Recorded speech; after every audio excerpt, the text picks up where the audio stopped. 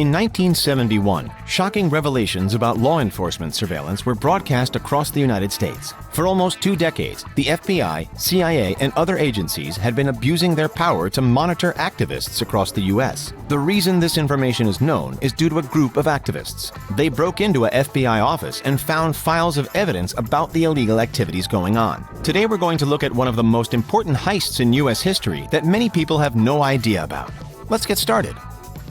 In 1970, the United States was at war with Vietnam. Within the U.S., anti-war activists were heavily protesting against the government sending troops into the Southeast Asian country. In Philadelphia, activists even resorted to tactics such as petitions, civil disobedience, and hunger strikes to get their point across to the authorities. However, at times, those protests erupted into violent skirmishes with law enforcement, leading to many serious injuries on both sides. 2 of the activists in Philadelphia during this time were Bonnie and John Raines. Bonnie worked at a daycare, while John taught religion at Temple University. While they had 3 children, the married couple wanted activism to also play a major part in their family life. They felt it was important to express discontent lawfully when an authority's action felt wrong. One day, Bonnie was at a rally with her daughter strapped on her back. Bonnie noticed someone nearby was taking pictures of her. She then noticed they took photos of her daughter. They were being surveilled. Bonnie wasn't the only one to feel as though the government were taking liberties with their monitoring. Many protesters complained about similar acts happening to them. They had suspicions that they were being followed. Some even believed their phone calls were being monitored. However, there was no clear evidence that they were being illegally watched, so they could prove it. One of the leaders in the anti-war movement was William Davidson.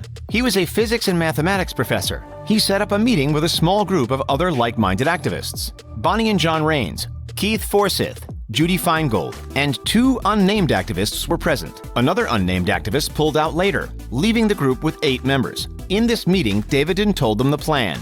They needed proof that the FBI were watching them and doing so without just cause. So they're going to break into their office and gather the incriminating documents.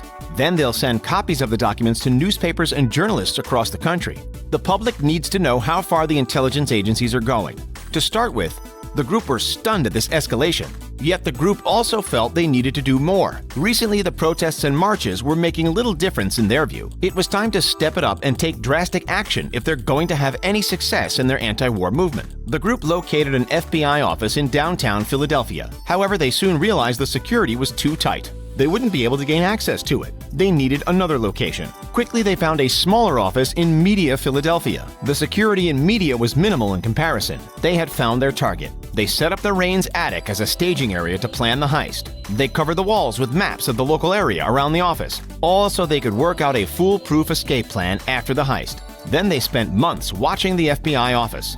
They noted and took photos whenever people went in or out. They also monitored the surrounding areas. They soon knew the routines of the citizens that lived nearby the office. As the group continued canvassing, Forsyth had another task to do. He had to take a course in locksmithing. It was his job to pick the lock on the entrance for the group to get into the office. After a few months, he was ready. While the group knew the surrounding location, they knew very little about the inside of the office. That had to change. Bonnie was chosen to play spy against the spies. She changed her appearance in order to be unrecognizable from the photos the FBI had already taken of her. She even had a backstory as an excuse for being there. Bonnie pretended to be a student at Swarthmore College. She was at the office to conduct research on the opportunities for women within the FBI. Once inside, Bonnie pretended to get lost in the office. This gave her a chance to see the layout of the office in detail. She was able to locate the file cabinets they were going to raid. On top of that, she saw there was no alarm system or security guards in the office. As she looked around, Bonnie also found a second door that led into the office, just in case. With all the knowledge and preparation completed, the plan was about to come to fruition. The Raines made arrangements with family and friends to look after their children if anything happens to them.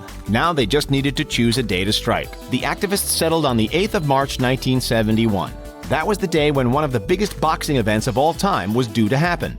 Joe Frazier versus Muhammad Ali for the heavyweight championship of the world. The group made the assumption that a lot of the police officers would be distracted as they listened to the match on their radios. Forsyth's months of learning locksmithing was about to become very useful. He arrived at the office alone. He approached the main entrance door, but disaster struck. The door had a much different lock mechanism than he was expecting. All that training wouldn't help him with this particular lock. He considered calling off the theft and trying again another time. However, they might not get an opportunity like this again. Then he had a thought: the second entrance door that Bonnie found. When he located it, it only took him 20 seconds to pick the lock. But a second problem hit him. The door was locked with a deadbolt on the other side. Forsyth grabbed his crowbar and started to pry the door open. He hoped that the noise from the crowbar wouldn't tip off anyone inside. Soon he heard a noise within the office, but he kept going regardless. Quickly, the rest of the group arrived at the door. They were all dressed in business suits and were holding suitcases. They immediately went to the file cabinets and placed all the documents into their bags. They had over 1,000 files altogether. Once they had everything, they left and got into the getaway car nearby. They drove for an hour and stopped at an isolated farmhouse to review their heist. The activists then spent several nights going through their treasure trove.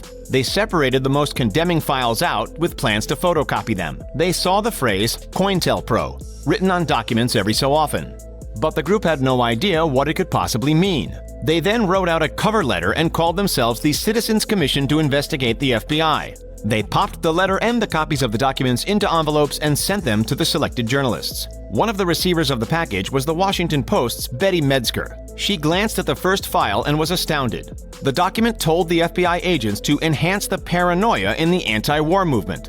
They wanted to create the impression that there was an FBI agent behind every mailbox. A lot of the damaging documents came directly from the office of the FBI Director, J. Edgar Hoover. The Attorney General of President Nixon's administration, John Mitchell, got in touch with the Washington Post. He requested that they don't run the story. He claimed that if the newspaper did, lives could be at stake. The Post thought on the request, but decided to place the story on the front page of the newspaper on the 24th of March 1971. They examined the documents further in their report. It stated that at a local college, the local police chief, the postmaster, letter carriers, campus security officers, and switchboard operators were all involved with surveilling activist groups and individuals in the area for the FBI. The world was now learning of the grim extent the intelligence agencies, especially the FBI, were going to in the name of safety, regardless of whether a couple of amendments were broken in the process. Once the break-in was known about, the FBI were livid. J. Edgar Hoover had now had his dodgy tactics exposed.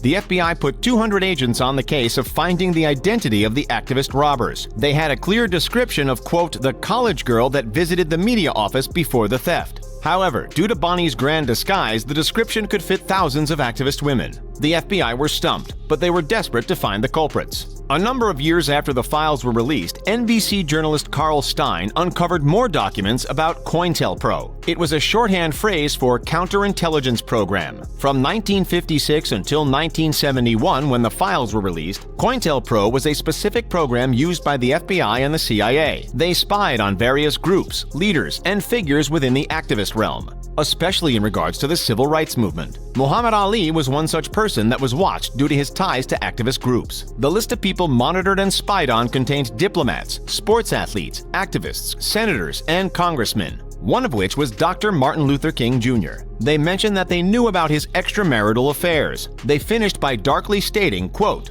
"There is only one thing left for you to do. You know what that is," end quote. Many more citizens had their phones tapped, mail read, and tax returns examined illegally, all under the COINTELPRO initiative.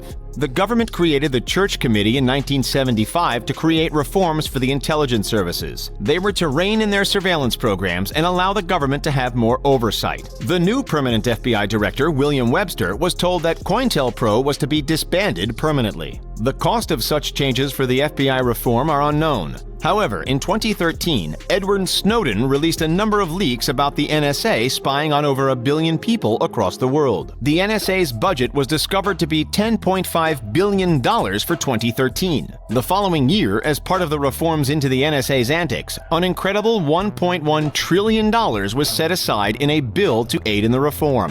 In 1975, the same reforms would have cost around $250 billion of taxpayer money. The same taxpayers the intelligence agencies monitored relentlessly and illegally. In 1976, the FBI called off the hunt for the robbers, 3 days after the 5-year statute of limitations had expired. The case was closed and unsolved. In the final memo in the case, the FBI had narrowed the suspects down to 7 people, only one of which was actually involved in the heist. For 20 years, Betty Metzger had no idea of the true identities of those responsible for leaking the valuable information. But one night during dinner, John Raines told his friend that he was involved. In 2014, Metzger released the book, The Burglary: The Discovery of J. Edgar Hoover's Secret FBI. She pieced together the story for the world to know. In that same year of 2014, a documentary by Joanna Hamilton about the heist was released titled 1971. Without that daring theft by a group of passionate activists looking to stop, in their view, an unjust war, there's a good chance the world would not have known about the illegal surveillance and the COINTELPRO initiative. However, some argue that the price of safety is worth the cost of freedom and privacy. We'll leave that up to you to decide.